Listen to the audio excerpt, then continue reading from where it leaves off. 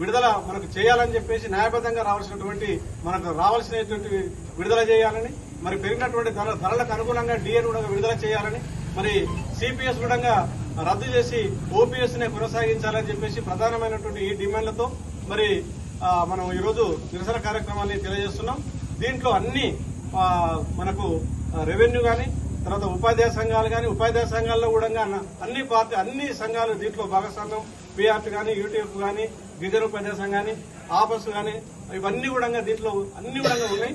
మరి వీళ్ళందరూ కూడా పాల్గొన్నందుకు ప్రతి ఒక్కరు కూడా మరొకసారి జేఏసీ తరఫున మీ అందరికీ అభినందనలు. ఎండ ఎక్కువ ఉన్నప్పటికీ గణనీయంగా మీరు పాల్గొనడం జరిగింది. ప్రతి ఒక్కరికి అభినందనలు తెలియజేస్తూ ఇప్పుడు ఇంకెవరైనా ఒక్కరుంటే మాట్లాడదాము, మాట్లాడండి. ఎవరో ఒకరు మన తరఫు నుంచి